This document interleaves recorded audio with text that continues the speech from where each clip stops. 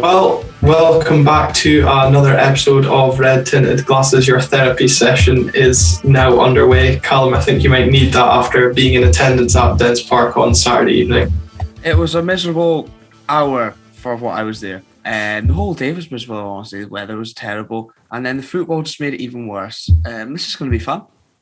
Going to be fun, but overall, do you think a 6 o'clock kickoff project, do you think it worked despite the failure of it was aimed at in the international market, but the US market decided to opt for Motherwell v Celtic on TV instead. But the 6 p.m. kickoff in terms of day out and atmosphere, do you think that was an overall success? Yeah, we had a good time. A nice few hours in the pub before the game, which helped when you need to watch that kind of rubbish. So if they want to do that from now on, that's very good. But I suppose when it comes to travelling further away, I will not be happy when it comes to if it was a 6 p.m. kickoff in like Glasgow or something. But when it's Dundee, something like that, yeah, it seemed to work a treat, to be fair. Yeah, fine short trip, but here we go, 10 in a row, 10 games without defeat. Celtic failed to get to 10 in a row, but Stephen Glass's guided us to 10 games without win. Not really the stat that we're after, and obviously we did hear, I heard on the audio watching the game at home, the chants of sacked in the morning. Stephen Glass heard that loud and clear from the touchline. We're going to come to it, but one man that we've not heard a lot of from recently is the chairman, Mr. Dave Cormack, who's been quite radio silent, but we're delighted that he's managed to give us an exclusive clip of his thoughts of the game at the weekend. Absolute crap. Thank you very much there, Dave. It's always great to hear your insight, and if you want to delve more into your thoughts on recent events, I'm sure many fans are hoping to hear from you in some way, and I'm sure a lot of those thoughts won't be taken out of context as you seem to think they may be. Mm-hmm. But Callum, it seems to be a habit of us just now, dishing out first wins of the season. That's St Johnstone, St Mirren and now Dundee. Mm-hmm. It's not great, is it? Not a great record to be keeping up, but we seem to be doing it, and in some ways it was sort of inevitable, wasn't it? I think I saw somewhere that they hadn't won. Was it you that said that they hadn't won a league game since 2004? They hadn't beaten us at Dens since 2004, and we'd won 12 straight league encounters against them. So yeah, I think all my positive stats have positively backfired. Yeah, well, I just think the way the season's going, after you said that, I was like, right, well, that's definitely going to happen, isn't it? And would you look at that? It did. Yeah, in quite spectacular fashion as well, but we'll look at the team news as we always do to start things off. We saw our first outing of the centre-back pairing of David Bates and Declan Gallagher due to illness for Ross McCrory. I was quite happy seeing both of them paired up, and I thought what could go wrong, but second half proved what could go wrong with them. But on the whole, how do you think they fared? I think slightly better in the first half than obviously they did in the second half, or what I saw of the second half for that matter. Having said that, but I mean, oh my goodness, it did end disastrously. I say end disastrously with that David Bates stepping out and playing Griffiths onside, but we'll get on to that. I think we had no choice other than to try it, but things haven't been going well with any partnership really so far this season, and it appears that this one's going to carry on in that fashion. I think my positivity has been sapped, and it's not taking that long. Yeah, Fraser Walsh did text me and said good luck to Callum keeping up his levels of enthusiasm on this episode, and I think it's already being tested in the early stages. And then we should say, you've said you only saw 60 minutes. You, of course, were at the game, but had I, likewise as you been at the game, would have probably walked out at 2-0. You've still gone back and watched the highlights and are more than capable of giving your opinion on the game. But look, we're two fans that do this as a laugh. We're paying fans, and if we're not enjoying what we're seeing, we are walk out on what we're seeing. But learning our lessons from last season and still making sure we put ourselves through any highlights that we may or may not have missed. Very true. Although I did when I got back on that bus after the game, I was thinking, why the hell do we bother paying money and wasting time to see this shite, basically? The thing is, it's what we do. It's a way of life, and no matter how many times we're put down in the dumps, we keep coming back for more, and we're going to be going back for more on Saturday at Pittodrie against Hibs, and we'll be delighted to be joined by Michael Monan later on in that episode to preview that encounter. But looking at more at the team news, Funso Ojo in from his injury absence to replace Matty Longstaff in that starting lineup, and Ryan Hedges coming in for Austin Samuels, who surprisingly didn't feature at all on Saturday, whether that was down to injury or a tactical decision. But I thought it was very surprising given his performance levels so far this season. But a welcome return for Ryan Hedges from an Aberdeen point of view, albeit didn't have any bearing on the result overall. Yeah, I mean, it's good to see Ryan Hedges back in the starting lineup. However, given his performances so far this season when he has played, not been up to the standards of last season. Obviously, a contract up at the end of this season. Has he got one eye on? Has his heart already moved? Has he already gone? His head's already... And then, Austin Samuels, who seems to be performing quite well. Okay, lashing balls across the box, whatever. But it's creating some sort of chance. And didn't feature whatsoever, which seemed... rather bizarre. Did not come off the bench. Confusing. I would like to see him, Hedges and Ramirez as a front three, give them a run of games, see if we can give them a run of games, obviously depending on fitness, and see how that goes. But no, it doesn't seem to be happening. So I'll just shut up and stop complaining about it and enjoy this nonsense. This roller coaster of emotion and results that we seem to be strapped into this season. But I think all the more surprising given the way Austin Samuels has played when we then deploy Funso Ojo back into his winger role that just did not pay off this weekend. And for Dundee, they saw the return or welcome return for them definitely of Charlie Adam, who had a huge impact on the outcome of the game, dominating the midfield battle up against Scott Brown. I think we're going to come on to, I've got in the talking points later on the show, Scott Brown's leadership qualities, and are they severely lacking as well this season? And they also got the benefit of Lee Griffiths starting up front after his suspension. Disciplinary hearing for the flare incident against St Johnstone was postponed, and you just knew that as soon as he was available what he was going to pose a threat, and it was just all the more inevitable, as you said, based on my stats, but it was all the more inevitable that Lee Griffiths was going to be on the score sheet as well. I mean, even though his patchy form over recent years and questionable off the pitch antics, to say the least, he always seems to turn up against us and somehow get on that score sheet. Obviously, we know that too well from last season with a late equaliser. Good point. It was always going to happen. He seems to just haunt us all the time, and it was even worse. The fact most of the fans have spent most of the day having a go at him once again for those off the pitch alleged antics, however you want to say it, and then he goes and punishes us, and it was in typical Lee Griffiths fashion. We've seen it so many times over the years. Just very, very frustrating, but not at all surprising. No, not at all surprising. And on the game itself, the first half, if the game was going to be marketed to the American audience, I think they would have turned off very quickly to find something else to watch, because the first half was, it's fair to say, very dull and very uneventful. I've written down what for me stood out, and it was all that was shown on the highlights in the end as well when I watched them back just before we came on to record, just to refresh my memory. Luke McCowan stinging the hands of Gary Woods inside the opening 90 seconds, and then the Christian Ramirez header, which was well cleared off the line from Lee Griffiths. But those chances aside, I don't really remember anything of note, and I was actually quite disappointed with the way we approached the game. Victoria had said in our preview episode that Dundee would probably go back to a back four, which is what they did against Rangers and looked a lot more solid. And they did that, and Charlie Adams was pulling the strings in midfield, and we just couldn't get anything going, I felt. I don't know about you being at the game, but certainly watching at home, it was a very frustrating first 45. It was frustrating, and it sort of just echoes the previous 9 games prior to that. But it seems at times in those run of games we're creating chances. It was more a case of not taking them.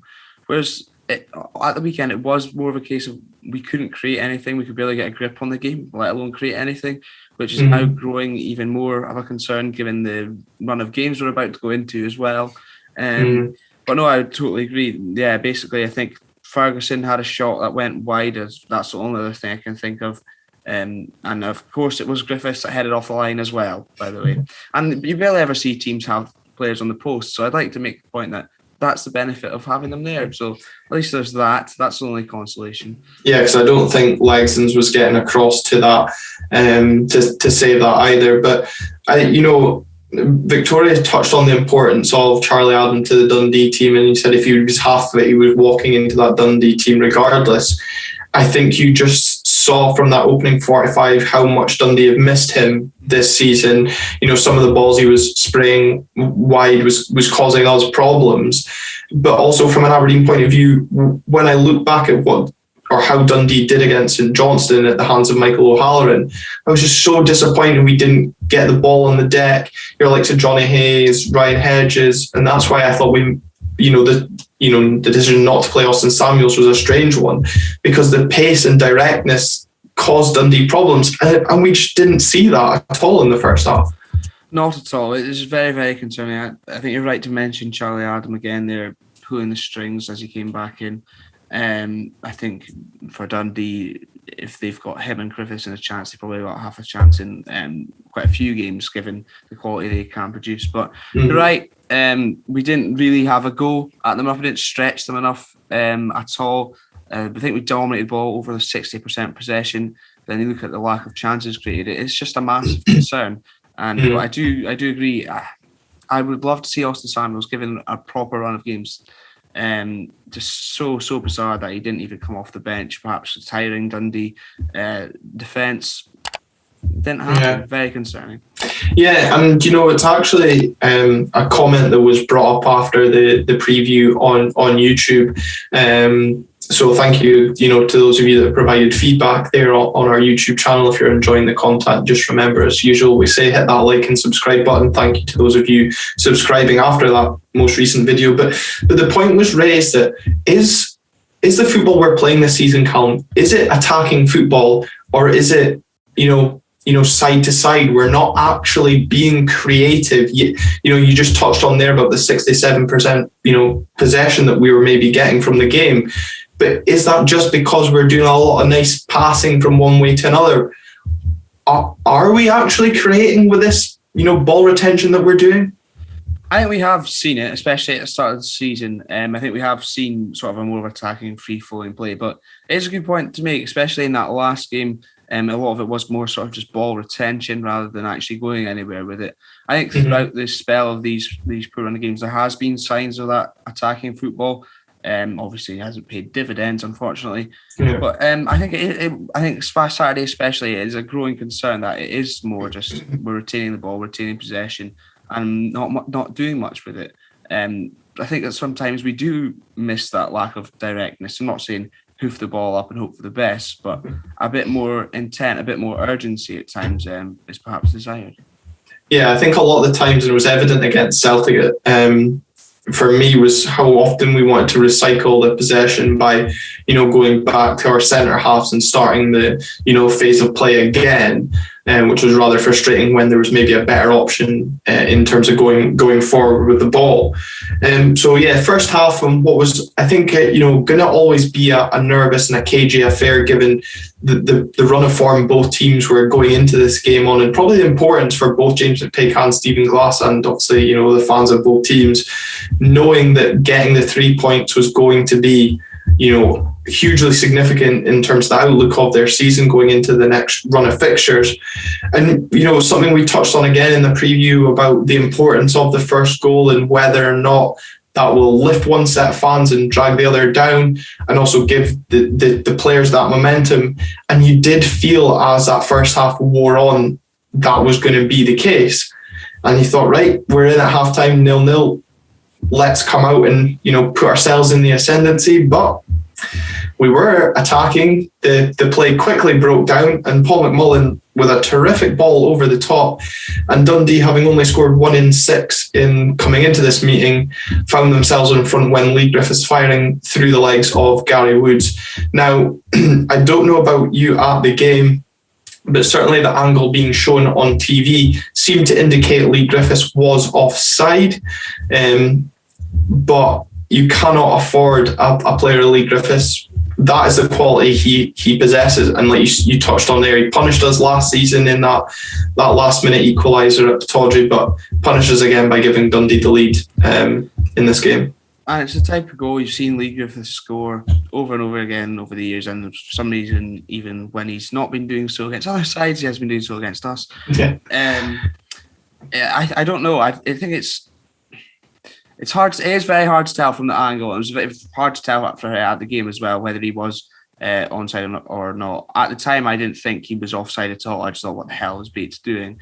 And I think the TV replays sort of just enhanced that fact.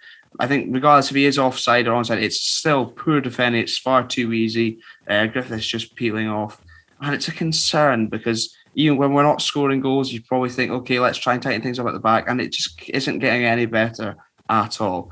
It would be nice if we could see a proper replay and see if he was onside or not, but just the camera angles don't allow for that, unfortunately. And he's been given the benefit of the doubt, and that's what tends to happen when there's no VAR involved. But thank God there's no VAR involved. I'll still say that.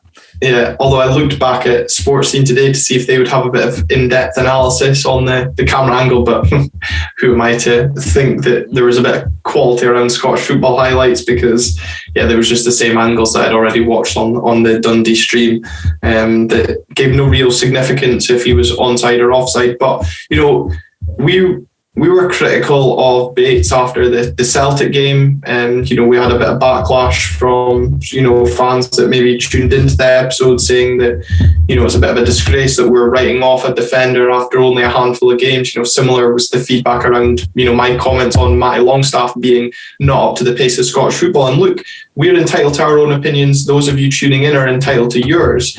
That's why we do this. It creates content, it creates argument, discussion, whatever way you want to look at it. But Bates, again, doesn't exactly cover himself in glory if he's trying to play that high line, trying to play Lee Griffiths offside and gets it horribly wrong. Our fullbacks are pushed up for a reason. That's just created all that space for Lee Griffiths to run into. So once again, we're probably the victims of our own style of play. Is it fair to say? I was going to say success. I was going to say success, but I was quickly trying to think of another word. I think Griffiths probably has used his experience and realised that obviously the fullbacks do go high up, and it does leave that gaps in behind for him to peel off into. And he's punished us. Obviously, Bates does try step up, gets it wrong, or whether the linesman gets it wrong, regardless.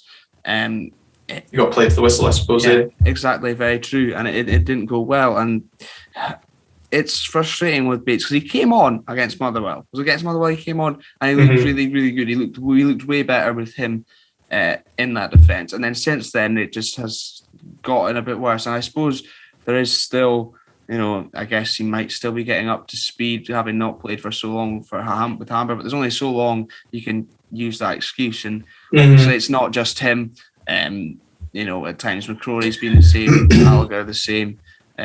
Probably even the fullbacks at times, which I'll afford them a bit more leeway given their lack of experience. But roll on Andy Constein getting back is only the conclusion I can come to, which is not great when you're having to rely on like a 34-year-old now, but that's the position we're in, unfortunately. Yeah, is it a coincidence that we have not won a game since his injury over in Azerbaijan?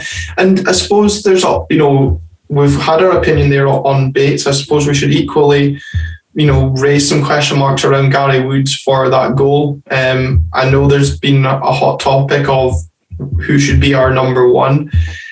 That goal, for me, I don't know, I would like to see it again from maybe behind the goal because, it goes through Gary Wood's legs. But that's the type of save I always think Joe Lewis does really well at. Those sort of one-on-ones where he comes out, narrows the angle, spreads himself really well. We never really seem to concede a lot of those with Joe Lewis in goals. And I'm not saying that the reason why that goal went in was because Gary Woods is there, but can you apportion any blame to that, or do you expect Gary Woods to do better with that shot? I do agree in the fact that if it's Joe Lewis, you probably expect him to go out and make the save. I think it's unfortunately the way it goes through his legs, I suppose. I don't want to put too much blame on Gary Woods.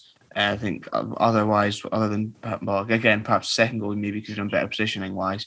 But he hasn't really done too much wrong. In fact, he hasn't really been tested too much since coming in, and it just seems to be picking the ball at the back of his net. I don't know what that says about him, but I think in the first place he shouldn't be put in that position, and if he makes a mistake, then it's obviously going to be costly every single time. Essentially, which I think is a shame. It's true as well. I suppose when you're going to expose your keeper to opportunities like that from an attacking point of view, you'd be expecting the striker to finish those chances 9 times out of 10. One-on-one with the keeper. Like Griffiths as well. Yeah, absolutely. And when you're thinking a team that's only scored 1 in 6 going in today take the lead, you think, is it going to be our day? Of course, we're knowing our record with clean sheets. I suppose if you're a betting fan that betting on both teams to score in Aberdeen games just now, you'll be making a good living off of that, or both teams to score no draw, especially because we can't even win games just now. But Dundee continued to put their foot down and got a deserved second, really. I think it's fair to say, when Luke McCowan, who I thought had a really good game for the Dark Blues, doubled their lead by pouncing on, let's be honest, some powder puff defending from Aberdeen. Lewis Ferguson hooked a clearance high into the air, Charlie Adam out jumping and out muscling Funso Ojo in the air to win the header, with Luke McCowan picking up the scraps before playing a neat 1-2 with Jordan McGee and taking the return and burying it past Gary Woods under no real pressure, not really into the corner, but I'm not sure if Gary Woods is a bit unsighted. But my first take from that goal was, who the fuck is closing him down and why the fuck does he have so much space? Was really my disappointment in that goal, rather than thinking the keeper should do better. The red mist has descended. Yeah. No, I would agree. And then it did prompt an immediate walk out from the ground towards the bus. But it's just poor defending. As you say, I think powder puff, very good word to use.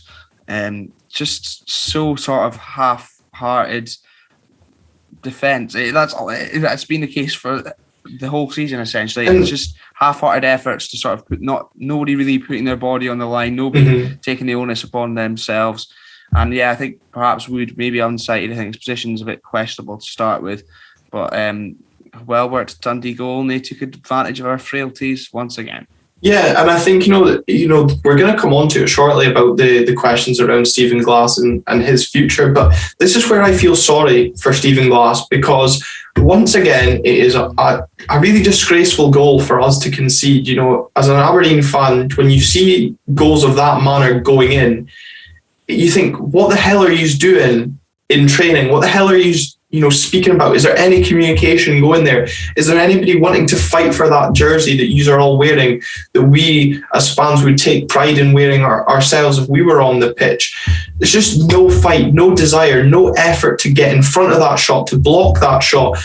And that was for me the biggest takeaway of that goal. And it's just been the story of our season, especially over these last 10 games, is how cheap and how easy we are letting teams score against us. We haven't even taken the lead in a game since the 15th of August, for fuck's sake.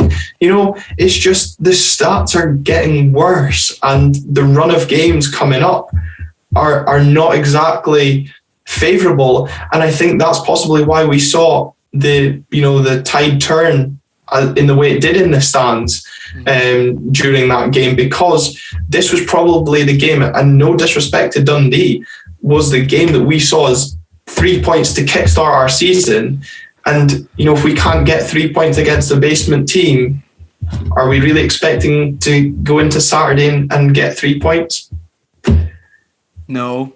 But I think you're right. I think you're right in that especially it's even more frustrating coming off the back of an international break as well. A good time to regroup. A few weeks on the training pitch, hopefully to get things right, work on things that have been going wrong in this run of games, and it just seems to be the exact same again. But I think you're right, and obviously we'll come on to it later. But at what point do you hold the players accountable as well? Because as you say, nobody willing to put a body on the line, no one taking ownership, and it is pathetic. There's not really another word for it.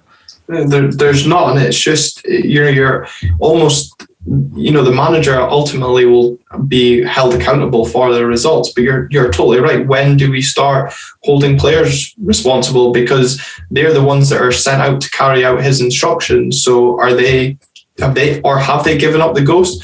We're going to come on to it shortly, but you're looking at the so-called leaders on this pitch. Gallagher was a captain at Motherwell. Ferguson's probably one of our most experienced players in terms of appearances for Aberdeen. Scott Brown came in and he was the supposed dedicated leader. Where is that? I looked at what Dundee were doing, and Charlie Adam was barking out instructions, pumping up the players, whipping up the crowd. I see nothing from that from Aberdeen, just a whimper. And yet again, it's now 10 without victory. And, it got to the point on Saturday during the 3 o'clock kickoffs. I was delighted the Ross County lost because it meant they didn't close the gap to us. Is this where we are just now in the season? Taking joy in losing the Mallard next season. I know, that is really sad that if we have to rely on that to prop us up. I take no joy in losing the Mallard, in all honesty. If anything, if we both go down, I'll be happier. No, obviously not. But it is a sad state of affairs when you're looking at other teams to sort of prop us up and keep us away from that. It was a bit of a cushion, yeah. Yeah, it's not great. But it's this state of affairs just now. It is, and I suppose when you go 2-0 down, you're looking for a reaction from the bench. You need something inspiring to change things up. You have obviously walked out by this point, and let's be honest, you weren't the only one. Judging by the pictures, there was a fair exodus from the away end. But the substitutions that we went with was Marley Watkins for Johnny Hayes and Niall McGinn for Funso Ojo.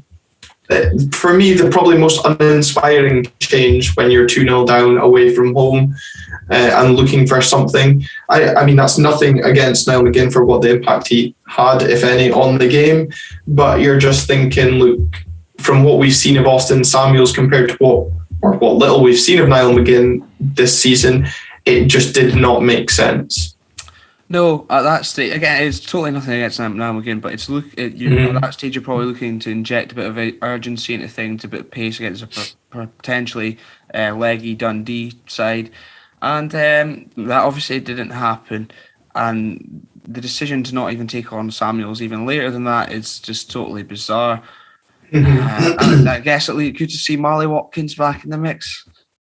That's all I mean, he just seemed to be a bit of a battering ram when he came on. He obviously got himself booked towards the end of the game, but I suppose the only shining light from this season so far, outside of Calvin Ramsey, has been Christian Ramirez, who continues his form in front of goal, bagging his 4th league goal of the season, tapping in after wonderful work from Jack McKenzie to play a ball across the face of goal, which Christian Ramirez gleefully tapped home. And he's just sitting behind Martin Boyle and Liam Boyce, who both got 6 league goals, but obviously helped by the handful of penalties that both Edinburgh sides seem to be getting awarded this season. So, to have him sitting as 3rd top goal scorer in the league shows, his kind of maybe predatorial instincts. But does it show that we need to maybe improve chance creation to him? Because once again, I didn't understand.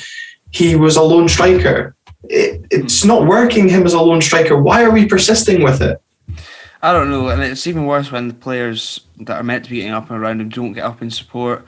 I think, essentially what I could take from the game is, not the game, just recent games, essentially. Ramsey, McKenzie probably, and Ramirez deserve better. It would be interesting to see what would happen if we did get players up in support of Ramirez all the time and we did provide him that service, how many goals he could score. Because I think, again, I saw someone on Twitter, without the penalties, he'd be joint top goal scorer, which for someone in 9th is pretty good. And it's someone who's being starved of opportunities essentially, and even then at a tight angle he goes and takes the chance. God, get some more firepower please in January, whoever's in charge, whoever's responsible. And I suppose the other tweet I saw was after the Pie and Bovril tweeted the form guide, which we are currently sitting bottom of the last 6 games, propped up with just the 1 point, and that's the 1 point handed to us quite literally by Ross Laidlaw when he couldn't hold on to, let's be honest, a scuff from Johnny Hayes that Christian Ramirez gleefully tapped home as well. And yeah, had it not been for that, we could be, in an even worse situation, because obviously that would have been another couple of points for Ross County and take one off of us. But just to finish up on the game itself, kind of descended into a bit of chaos after 2-1. The referee, who I've not really seen many times before, just looked way out of his depth, totally lost control of the second half, sending off Gordon Marshall, which just sums up our indiscipline on the bench this season, to go along with the countless bookings that Stephen Glass and Apollo have picked up. And then James McPake strangely sent off after an incident with Jack McKenzie when he was trying to retrieve the ball. I don't think McPake deserved to be sent off. Dave Mackay seemed to lash out at Jack McKenzie, as did Lee Griffiths, but for some reason the referee decided it was James McPake that deserved to be sent off. So two red cards for the respective benches as the game petered out. And as the game petered out, we decided to bring on J. Emmanuel Thomas for the last 90 seconds for Lewis Ferguson. Again, a baffling decision that, I've seen nothing. I guess he was just being used as a target man for long balls up, but he has no desire to jump really and no desire to chase back if he fails to win the ball. So when you're losing a game, you want someone that's going to come on and want to actually rescue a point. Do you not forget that he was ready for war? Don't forget that. But it doesn't make sense. Even if you are going to throw him on as a target man, he's got 90 seconds. Like, how many times have you seen someone make an impact in such little time? So rarely. And also on the red card situation, I mean, okay, Gordon Marshall, whatever. But the referee sending off James McPake when he's the one who didn't deserve to be sent off, perhaps the other two maybe did. It didn't make any sense. I had no idea who the referee even was. But good to see Jack McKenzie with a bit of fight, even though he did go down like a sack of tatties. But that's not the point. At least he, showed a little bit of desire and a bit of urgency, which is more than can be said for a lot of the rest of the team. Yeah, and I saw Amy Lee Fraioli tweeting out that Jack McKenzie was actually the only player to have the decency to go up to the away fans and applaud their effort for, backing the team once again. As you said, it's getting tougher in this situation, but, it's great to see that at least somebody appreciates the support that the club, the fans are giving to the club at this moment in time. But the fans did make their feelings known about the current situation, with chants of sacked in the morning, ringing out from both the home fans and away fans, it has to be said. It wasn't just solely from the away fans. Is those sort of chants coming from the away end a sign that the situation is becoming unrecoverable for Stephen Glass? Quite possibly. I think, definitely echoes the frustration that is obviously evident amongst fans. It's honestly so hard to tell. I don't know what's going to happen, given, Mr. Cormack, as we said, has gone silent. I think he'll still back him to the hilt for whatever reason. It's just, there's so much questions and so little answers around the whole thing right now. Obviously, football's a fickle sport, and if we go and then beat Hibs, things will be turning around and he'll be the Messiah. Well, not Messiah again, but you know what I mean. People will be inclined to have a bit more faith in him. But that's obviously a big if, going and getting something from the Hibs game. I would take anything from the Hibs game at this stage. Yeah, and I think that it's a shame because he said he's heard the chants being sung, but he appreciates that's the pressure that comes with being in charge of Aberdeen, and he knows fine well that the results have not been good enough. And I suppose his post-match comments that he made, we quoted them, the tweet that came out from Ben Palmer, so you can find that on our Twitter at @RTG_podcast. He almost seems resigned to his fate. You know, the fact that results aren't going the right way, we're conceding the same sort of goals. And, you know, the manner of the goals that we're conceding isn't something I suppose he can do once the players cross that white line. Mm-hmm. Are we needing to see a bit of step up of responsibility from the defence and players that are playing currently? Because I look at the way the midfield went, and that's the second game, you know, where Scott Brown's kind of been bullied out a game. The Motherwell game was probably another example where didn't really stamp his authority. And then Charlie Adams got him in his back pocket on Saturday. It's not really the look we were going for, was it? Not at all. I think you're right when you say that when he crosses, when the players cross that white line, they need to have their own sort of responsibility in things. Yeah, at some points they've got to be held accountable too. I think you're right in looking at Scott Brown. I don't think recently we've perhaps seen, you know, when in these sort of runs of form, you'd like to think he'd be the type of person when the back's up against the wall to get the team going again. I don't think we have seen it. Obviously, it's not just up to him at all, and perhaps maybe he has also been stretched too thin regarding the player-coach sort of thing. But it's a concern, perhaps something that needs addressed. Will it be addressed? Who knows? But you'd like to think we'll be able to get more out of Scott Brown even at his age, because even though if his legs go or whatever, you'd like to think he still has those leadership qualities and things which we aren't really seeing so much just now. And I suppose it's all well and good being short and chirpy to the media as he was in the pre-match press conference that, you know, a lot of the fans, you know, buy into when he was, you know, just giving back one word answers because he didn't want to, you know, build up a media storm of pressure around the game. It's all well and good doing that, but if you can't back it up on the pitch, well, you kind of look a bit stupid. You know, I don't know if Cormack thinks the fans are stupid, and, you know, and I think his comments around the appointment of Stephen Glass are now what is going to come back and bite him ultimately. The fact that he said Stephen Glass was the outstanding candidate and it was a rigorous recruitment process. Well, if Stephen Glass was the outstanding candidate, then who the fuck else applied for the job? And how rigorous was that recruitment process? Was it only candidates that were currently staying in Atlanta? Was that the only recruitment candidates that we went through? Because it's looking really silly. And, you know, look, I do feel sorry for Stephen Glass. I would love to see it work out for him, but things aren't clicking. And when the fact that we're being thankful that Ross County are losing at the weekend to keep a 5-point gap between us and the bottom of the table, and we're now searching and thinking, when the hell are we actually going to end this barren run of form that we're on? Questions have got to be answered, but dare they be taken out of context, Mr. Cormack? I mean, I'm not expecting after every bad result him to come out and, you know, back the manager, but fans are going to start wanting answers because people are viewing this as an experiment, a project, and it's not going well just now. I would agree. I think it was probably a high risk, high reward kind of appointment, which we're seeing high risk, we're not seeing high reward right now.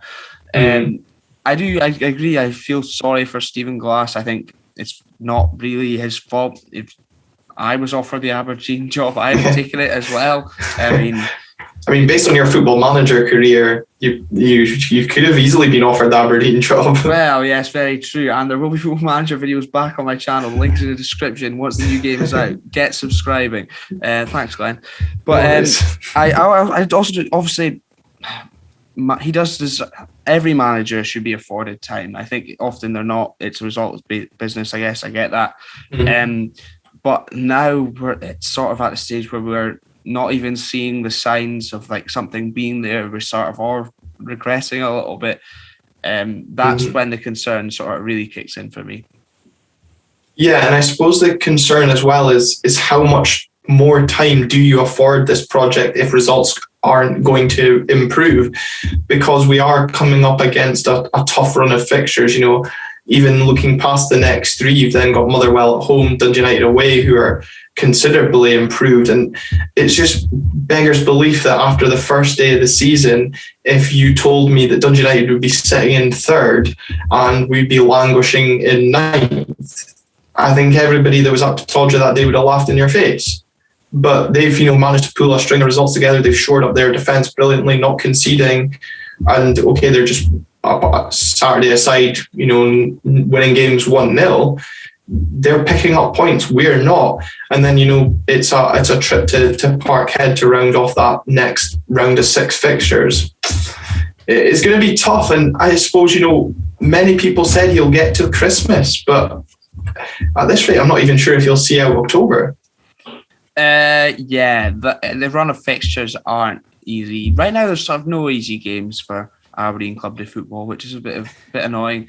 But it doesn't look great. It looks pretty bleak.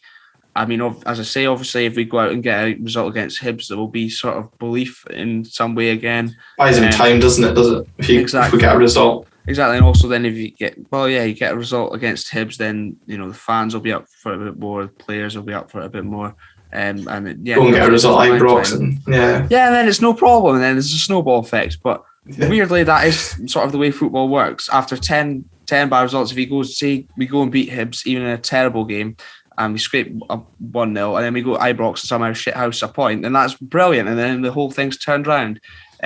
Not saying that'll happen, but I mean, you get to see. I suppose that is just the fickleness of football, that if we were to go and get a couple of positive results, things start to look rosy. It is totally right, but when we can't see that coming from what we've seen over the last 10 games, obviously there is going to be these overreactions, possibly, but folks saying that we are in a potential relegation scrap, we could go down. You don't want to say we're too big to go down. You just need to look at Hearts and Hibs as prime examples of clubs that think they're too big to go down and spend time in the Championship. But we need to make sure that we don't get dragged into the mire of a relegation scrap. And I suppose the fact that I was now looking at what Ross County's next 3 fixtures are to see if they will be able to close the gap. And I was speaking to Victoria today, who joined me on the preview show, to say, well, I hope Dundee get a win in 2 weeks' time against Ross County, because we need that gap, maintained. And I think it's either St Mirren or Livingston that Ross County play this weekend.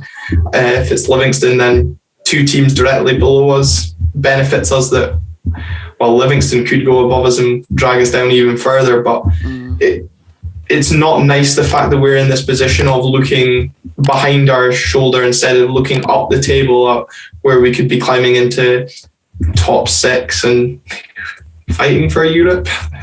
I mean, that seems like a very, very, very long way away just now, doesn't it? Yeah, a ridiculous way away. So I suppose that the final question on the weekend's action is what now? Is it a case of we see out the next 3 to 6 fixtures and see where we are? I think that is what's going to happen. I think Cormack will give him that. Anyway, I guess I don't really know what should happen though. Because obviously it is a terrible run of form. It is horrendous. Let's not sugarcoat it. But it is a big run of fixtures, and again, as we've said, if you can get a couple of results in Overton, there is hope there, and there is a bit of positivity about the place. But big ifs, very, very big ifs. But I think we will see him afforded those games anyway. I think the biggest risk is that we don't get dragged into by, let's say, Christmas time, because if we were, languishing still 9th, 10th, and there's only a couple of points between us and, say, the relegation playoff or bottom spot, you're then probably forcing Cormac's hand to go and spend big to get us out of what is a really poor situation. Probably something he doesn't want to do, based on current financial situation that is going on, with focuses of maybe trying to put money elsewhere into new stadiums and whatnot. But he said he'll back Stephen Glass. Well, let's see if that happens in January, if Glass is still around.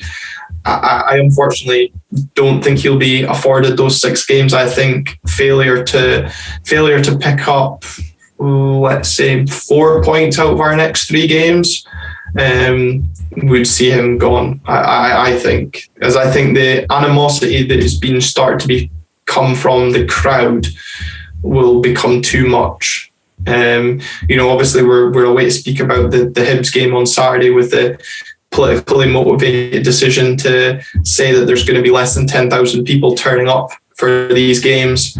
Well, I think, based on current results, that'll probably be the case. And but we might see that extend further on into the season if these results continue. I would definitely agree. Interesting you say about the 4 points in sort of the next 3 games. I think there might be an ego stopping that happening, and sort of, this is my man, we're going to see it out kind of thing. Well, that's my concern, that we are not a play piece for Mr. Cormack, despite how nice your teeth look.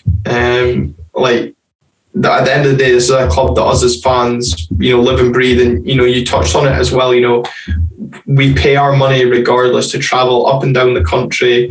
There'll be those of you that are tuning in that, put extra money in through the DNA project. There'll be maybe some of you that are even shareholders or whatnot.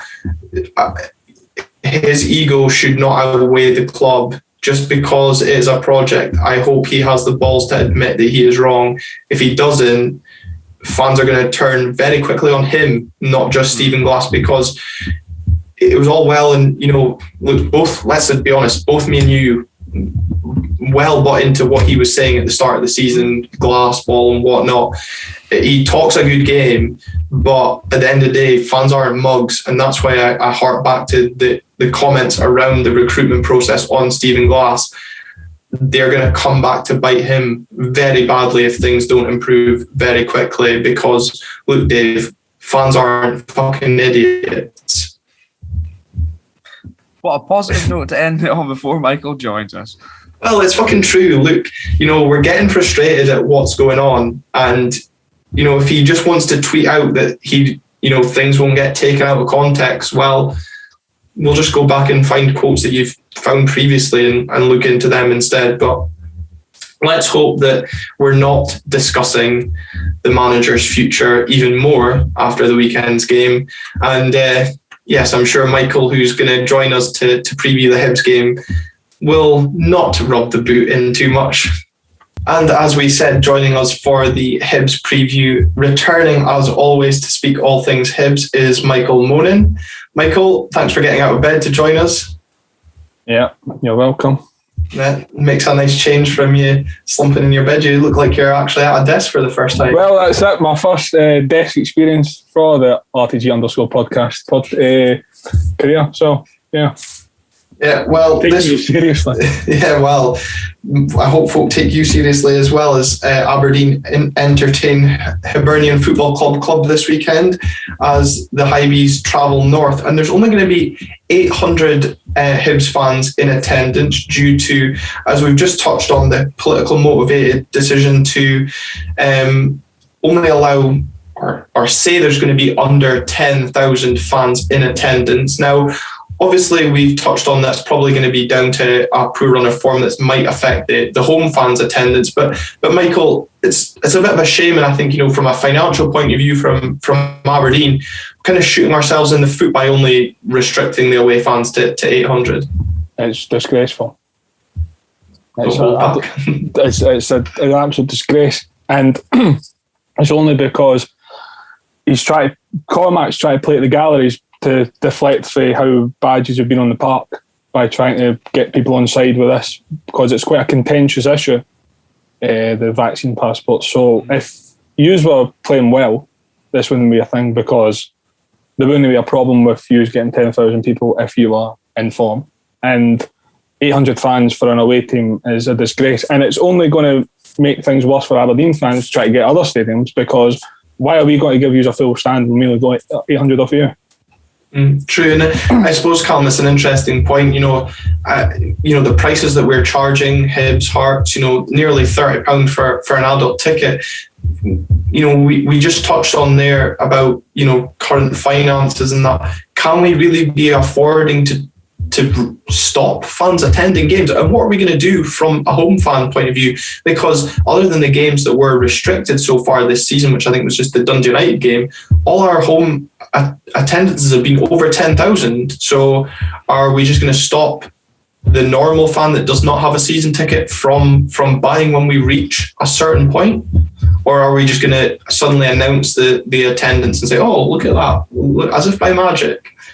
It seems very odd. I think especially, given the Hibs form as well, they probably bring a very decent crowd, and especially when you're charging them quite a lot of money, we are shooting ourselves in the foot, and it seems silly just to avoid a few vaccine passport checks, which, I don't even know. Have you been to any events where that's been? I was just about to say that. Firstly, we sold the allocation in 4 hours, right? So we would take double that. I think easily, yeah. And because we usually, how many does that stand hold? Well, that section. I think it's about 2,500 to 3,000. So we would usually get that. We wouldn't always sell it, but we would get it. But we always take at least 1,200 fans, 1,300 fans. So why we only get 800? That's the first thing. And then secondly, our game on Saturday was subject to, they said that they were trialling the COVID passport thing. That never happened. Yeah. Not that I saw anyway. Maybe because I turned up for kickoff, so maybe they'd given up by that point, but there was nothing of the sort going on. So it was the same at Hampden last week. It wasn't even tried. But, just doing a bit of quick maths, if you based it on another 800 Hibs fans turning up for the game of the weekend, you're at £25 a ticket, you're turning away an extra 20 grand. And you're looking at, in a few weeks' time, we're going to have Hearts coming up to Pittodrie. They're still unbeaten in the league and probably would bring just as strong a support as Hibs do. It's just mind-boggling that we're turning away nearly, £50,000 from these clubs because we want to find a loophole that will, prevent some checks going in place. It's a strange one, and I think it's not fair on the match day going fans that would go, and it is going to ultimately affect home and away fans. And I think, Michael, you raise a very good point, because Calum, we go to Hibs the weekend before Christmas. That is going to be an away day that most of us look forward to, regardless how shit we are come December time. And I think, it's going to be a shame that we will likely see a response from Hibs in cutting our allocation for that game. Yeah, I mean, we've seen going there in previous years at times selling out the full stand, and now it probably will be cut. And as you say, it's a very desirable away day, a Saturday in December, in the gear up to Christmas, people in the festive spirit. We will just shoot ourselves in the foot by our allocation will likely be reduced, perhaps with Tynecastle as well in future. None of it seems to make much sense, in my opinion. It's also, if we win the semi-final against Rangers. I was going to say, this is also hoping that you shit the bed against Rangers at Hampden. That would mean... An Aberdeen fan wanting Rangers to win? Not at all. I just want a good day out before Christmas. Yeah. Let's take a look at Hibs' start to the season, Michael. A very positive start so far, albeit 2 defeats in a row. A controversial defeat at Ibrox, which saw Ryan Porteous sent off in controversial fashion, followed by Dundee United's first win in Leith since 2014 as they swept aside Jack Ross's side 3-0, seeing the Hibs slump to 5th in the table. But overall, you must be fairly content with how Hibs have started the season. Yep, absolutely. I think we've been... I mean, the Ibrox game, I think, because we were all over them till Ryan Porteous got sent off for winning the ball. And then we just capitulated, really. But 10 men at Ibrox when we had no fans there, we were sitting ducks, really. And then the Dundee United game, I don't know what went wrong there. That was the worst. Honestly, that is the worst I've seen Hibs play since Terry Butcher, and that is a long time. So that is a long time, and that is a lot of bad performances in there, and it was worse than them all. But I think you're owed a bad performance every now and then. Like, you're not gonna. We're just doing 10 of them in a row so far. Well, I'll rephrase. I think you can still be a good team and play bad every now and then, right? I think that I just think we were really bad for the beginning, and we never even looked like doing anything of any note. And Dundee United could have won by more, to be honest. Yeah, and I suppose, Calum, going into this game, you know, we spoke about how we've been handing teams first wins of the season, and there's been inevitability of certain players scoring, whether it be Stevie May or Lee Griffiths. Does it feel inevitable to you that Martin Boyle is going to pop up and find the back of the net this weekend after our audacious bid in the summer to lure him back home? He'll probably throw himself to the ground in spectacular fashion, win a penalty, then proceed to score the penalty. That's probably what's going to happen. You're right, it has that inevitable feel against, about it, as we said, about the Griffiths goal, and as you mentioned, Stevie May too. Curtis May and all. Yeah, oh God, don't remind me. Thanks. Well, he didn't technically get awarded the goal, but yeah, just shut up, Michael. But no, yeah, it does have that sort of inevitable feeling about it, as it'll be a penalty. There's just, you put your house on it. Yeah, Tom Daly would be proud of his efforts flying into the box at the weekend. But Michael, I suppose from a Hibs point of view, just how valuable has Martin Boyle been to Hibs this season, and just showing what a key player he can be when he stays fit? I think this will be our last season with him. Really? Yeah, he's been unbelievable. Do you think you'll even manage to hold on to him in January? Yeah, I think we'll keep him to the summer, unless it's stupid though. But I think we're very lucky to have him, because he's every time he gets the ball, we look like we've got to score, but he just gets folk just take him out now though. That's the thing. As soon as he gets the ball and runs at somebody's taking him out, and he didn't get any protection for the refs either. Martin Boyle got taken out 3 or 4 times maybe in the first half on Saturday. Nothing, not even a card. Martin Boyle pulls one of their players back, yellow card first foul in like the 80th minute. I'd left by this point, but I got told that happened. But I don't mean it just for him. I just mean in general. Players that's why Scottish football never has any like silky players, because they just get taken out and they get no protection at all. Yeah, no, it's a fair point. And I suppose adding to Hibs' goal threat this season, or strike force, has been the return of Scott Allen. Obviously, he was subject to a deadline day move to St Mirren, which ended up falling through. But he's ended up, coming into a good run of form, and obviously you've got Kevin Nisbet as well. It must be refreshing having so many attacking options. Well, Kevin Nisbet's been a ghost, so we can remove him for that.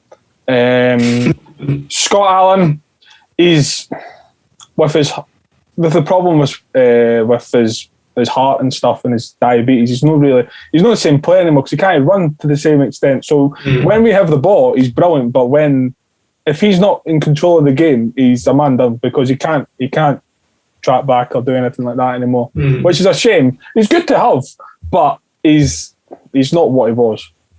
Yeah, and Michael says that Kevin Nisbet's been a bit of a ghost. We can probably discount him. Calum, I think we know what that means now for Saturday.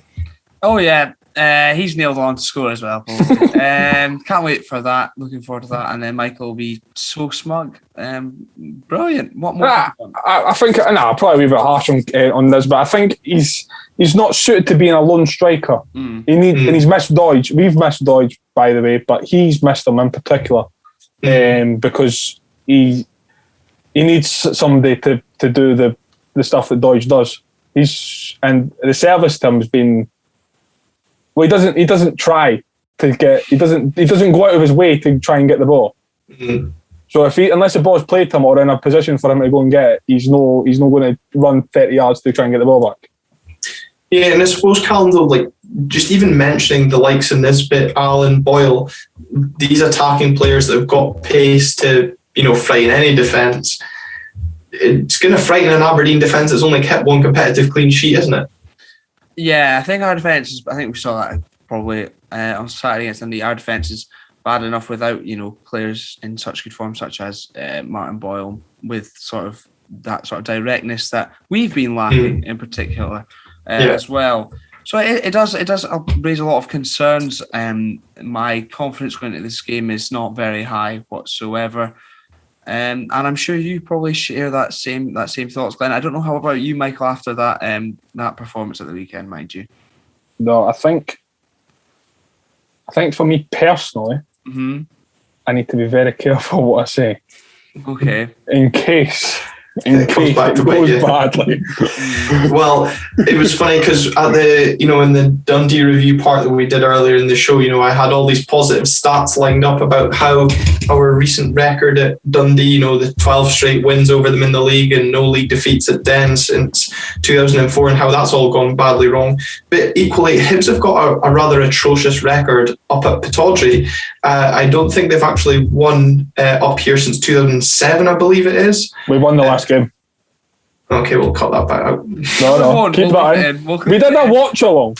Okay, well, ignore my rubbish stats that Michael has quickly corrected and put me in my place. But apart from that win, which, yes, we did do a watch along for, and we are hoping to do another watch along for the game at Ibrox next week. So stay tuned for that. Keep an eye out on that, because I'm sure that will go terrifically well. But yeah, Hibs don't have, in general, a good record up at Pittodrie, do they, Michael? No, we don't. I have been a couple of draws. There's one draw, the 0-0 one, when Jamie McLaren missed a penalty, and Joe Lewis was at the penalty spot before Jamie McLaren got there. Good to see you're still not over it. And then we've been beat on a couple of Friday nights. Full of flood. Yeah, that night. And then the Gary Mackay-Stephen one. And then the one at Christmas time, when we played a week before Christmas, £30 a ticket, 12:30 kickoff on a Saturday, and we were 3-0 down after 40 minutes. We had those daft hats on. Yeah, which you kindly threw over to Calum at the fence. Yeah, donated my hat. Donated it. Yeah, so no, our records are abysmal, really.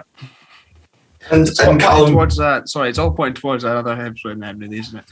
Yeah, and I suppose that's what I was going to say. Given all stats pointing towards something favourable for Aberdeen, the way our season's been going just indicates we should probably have a degree of cautious optimism, maybe, for this game.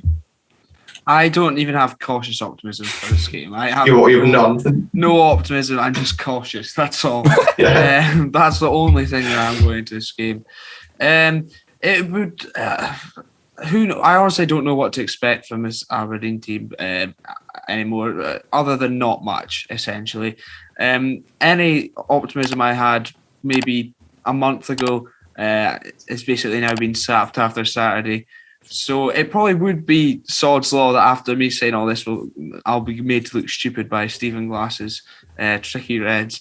Well, that's fine, because after me looking stupid about 2 minutes ago, it'd be great if you could, fill up and look stupid as well. Oh, it's very possible. It's always possible, me looking stupid. But no, it makes it a laugh, Luke. And I suppose, for having no optimism, the point I made about the Dundee game pre-match was how vulnerable Dundee looked from wing play and exploiting their wing backs defensively really poor. And for those that, like Michael, have watched Hibs constantly this season, or have maybe tuned into the State of Scottish Football show that I also do on a Monday night, will have probably seen that or heard of the fact that Hibs have an obsession of conceding goals from crosses this season. Now, we didn't do our homework against Dundee and didn't exploit the fullbacks and use that pace that we have. Hopefully, we're going to do our homework this weekend and be able to swing a good ball into the box. Alan Russell, I'm looking at your coaching for set pieces in particular, and exploit a Hibs defence that seems to be quite vulnerable at crosses. Is that fair to say, Michael? Yeah, it's really annoying. We lose the same goal every week, and the thing that annoys me the most, right, is Jack Ross was a fullback when he played. So surely, of anybody to understand how to defend a cross, it would be him. And surely, with a keeper that's about 6 foot, you'd like to see him come and command his box. See the game that we when we did the preview when I was in my bed, and I said to you that I was not convinced about Matt Macy. He is allergic to coming off his line. Honestly, he's 6'7" and he doesn't come off his line. What? Why? And it's always, and it'll be the ball coming into the 6 yard box, and it just doesn't. It just stays there. It's like, come and command your area. That's what we bought you for. Well, you saw that in the winner at Ibrox when he doesn't come and command the box for the cross and then flaps it into the back of the net. So we'll be looking for more of the same this weekend with, we've seen how good Christian Ramirez can attack a ball into the box. Calum, I suppose we didn't get the break in the terms of the chance he had in the first half. We maybe just need that little bit of luck or that little bit of flappiness that certainly seems to come from Hibs keepers whenever they visit Pittodrie. So we need a bit of a turn of fortune. I think we do, and going by Michael's words, I obviously admittedly have not seen much of Matt Macy, but it sounds like if we're going to get anyone to perhaps hand us a goal or do us a favour, it might be this man. Having said that, now knowing my luck, he might pull out the performance of a worldie. Yeah. Or Michael, were you going to say that? No, I was wasn't going to say that. I was just going to say that he's shot stopper. He's a good shot, but I think all goalkeepers are good shot stoppers at professional level. It's such a stupid thing to say. Yeah, I've never understood it. I know I've just said it, but it's such a stupid thing that people say. That the goal is a good shot stopper. Well, he should be. That's why he's a goal. It's their job. Yeah, it's an expression I've never understood. Yeah, well, at least we're all together on that one, I guess. And his distribution, don't get me. Oh my God. Okay, well, hopefully we've seen our goalkeepers pass the ball out a few times just to rogue attackers. So hopefully Matt Mason will do us a favour in that. But I don't have any confidence that we'll actually capitalise on such a thing. No, and it'll be interesting to see what changes we make from the weekend, Calum. We didn't see Austin Samuels, whether or not he is fit enough to return. Ross McCrory, another that missed out through illness and injury. Are you expecting to see changes from the team that started the game on Saturday and going into this weekend's game? I think so. I mean, I don't think there's much benefit from randomly chopping and changing when you're in this sort of run of form and hope that something sticks. I guess there has to be some sort of consistency. But when we are that bad, I would like to see Austin Samuels come in. Will we see Jet come in? No. Do you hope not? Absolutely not. But I suppose it's a point that me and Victoria made on the preview show about both Aberdeen and Dundee failing to have settled 11s, and I think it's a good point you make, Calum, because it's possibly a factor that is kind of working against us just now, especially if you look at defensively. It was another change in the defensive centre-back pairing. But even up front, we spoke in the start of the season in the European games about the partnership Ramirez and Jet could work up. Ramirez is hardly getting a partnership to work on just now because it's the wingers are changing every game and we just can't get a settled side. And I fully expect it to be a different starting 11 that started the game at Dens that takes to the field at Pittodrie, because if things aren't working, and yes, we do need something to change, but I'm struggling to find out what it's going to be, and we are going to come on to our team lines. And Michael, I suppose Hibs will be looking for a similar form of consistency that they had before this recent blip, I think it's fair to call it. Yeah, absolutely. Blip. I think the Rangers game, I think that's in isolation, right? I think that's. I never expected us to win there. The Dundee United game, absolutely, that was a shambles. But I would say that we should hopefully get back to where we were prior to the Ibrox game. Right, so as a popular segment that has transpired with our opposition pundits, if we can call Michael a pundit at this rate, we're going to go through the starting 11. So Michael, we'll let you have the honours and take it away with your Hibs 11. Right. Matt Mason goal. Despite you slating him heavily? We've got nobody else. Paul McGinn. Wood, Hanlon, Doig.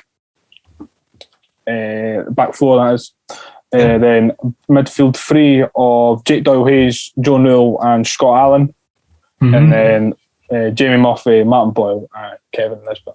Is that Jamie Murphy, even though he was wildly appealing offside for the Dundee United goal? Mate, what was that about? Can we go into this segment, because that annoyed me. He played the guy onside.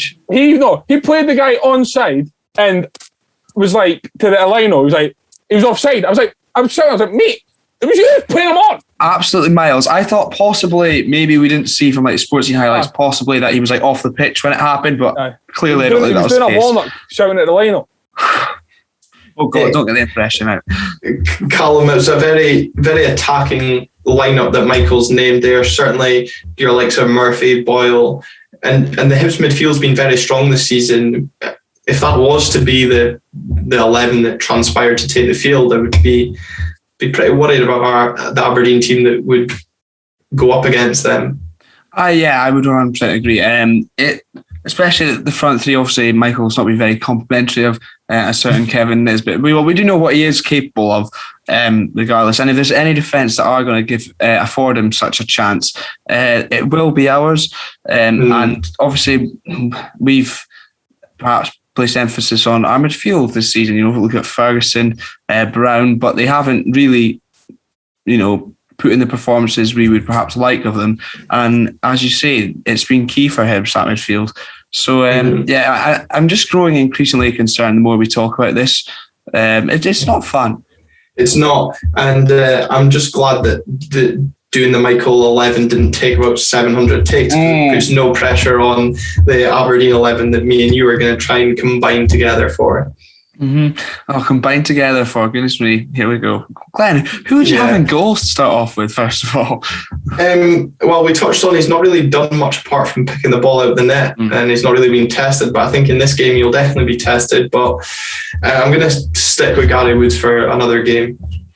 I think that is fair. I mean, I wouldn't be surprised to see Joe Lewis come back in, given since dropping him, things haven't gone very well either. But I don't think he has done too much wrong. But Michael, I know you definitely want Joe Lewis to play, don't you? Play both of them. Play both of them. Well, I think we need that, to be fair. It's the only way we're going to keep a clean sheet at this rate this season. Defence, Calum, I think, picks itself, really. Probably does, yeah. You probably go Ramsey, McKenzie, fullbacks, obviously. And I guess Gallagher and Bates, because, well, will McCrory be back? Who knows? And Considine is unfortunately not with us, and Devlin doesn't exist anymore, so that's great. Yeah, so we're going to continue with a back four with playing high full-backs. Brilliant to get exposed by the pace of Martin Boyle. Well, that will be what happens, despite if we don't want it to happen, that will be what happens. So. Yeah, and I suppose, Michael, it's probably something that maybe Jack Ross will have looked at from the weekend's game, the way Lee Griffiths played off the shoulder of David Bates, and he'll probably just give that role to Martin Boyle.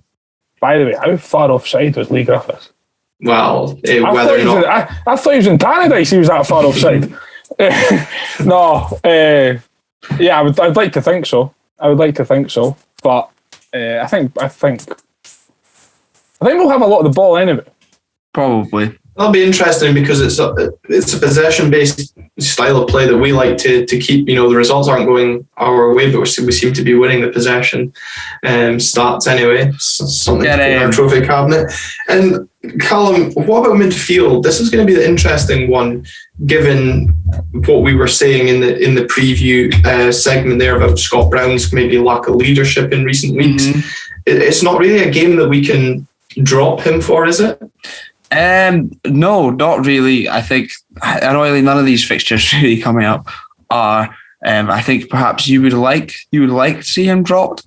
Would you, Glenn? Well, yeah, I was going to play Ross McCrory in there instead of Scott Brown if McCrory is fit and fighting. But can you really afford to drop your captain instead? Especially when you've dropped your other, the club cap as well. We're running out of people to drop here. I don't think he will. I think Brown will play. Sort of a game of that kind of magnitude where we will turn to him. Despite maybe not being as effective as we'd hope so far this season. So I think Brown will obviously keep his place. Likewise Ferguson, and then it leaves the other centre mid spot really. Well, so what are you going for, a 4 in midfield or a 3? I think a 4-3-3, baby, and I think probably maybe Ojo in the middle, and then I would like Hedges, Ramirez, Samuels. That's what I would like. I like it. I did not afford Ojo a place in the team, but wow. Did Michael and miscounted my starting 11, hence the retake. So we'll just stick with that. I had a full starting 11 on my piece of paper, and we'll go with what you've gone for, because I've already given you enough editing work for this episode. But will of course seem seamless to the viewers, I hope. Absolutely, as always. And yes, Michael, it has been a bit of a shambles, but that's the story of the Aberdeen season so far. And we were giving a light-hearted take ahead of the weekend, because it's been quite a serious first half of the show, looking at the problems. But I'm strangely I think I'm more looking forward to catching up with you, Michael, at the weekend rather than the game itself. That's why I've been very, very careful about what I've said. Because if we get beat, I'm going home. Oh, wow. I'm telling you now. It'll be unbearable though if Hibs win. I actually won't, by the way. I'm not actually that bad. I'll just be like, opening pleasantries will be about the game, and then it'll move on. Okay. We'll see. Even worse, which is even more patronising. True. Although you never know, depending on how the game goes, someone already might have a round waiting for the other by the time full time comes. A pint of your tears would be lovely. Well, I'm sure me and Colin would rather have it the other way around. But Michael, as always, it's been a pleasure having you on Red Tinted Glasses to look ahead to the game at the weekend. Cheers, thank you. Thanks very much there to Michael Monan for joining us for the preview there. Rather light-hearted, entertaining look, which I think was maybe much needed after the seriousness and kind of misery that we found ourselves in, Callum. I don't think I could have talked in the same manner for much longer after the Dundee review. So yeah, I think a light-hearted preview of the game, perhaps before maybe a light-headed review, depending on when we record it. Very true, yeah. But thanks again for those of you tuning into the latest episode. Just remember to hit that follow, like, subscribe button, whatever it is you haven't already pressed. Make sure to press it. And thank you all for your continued support.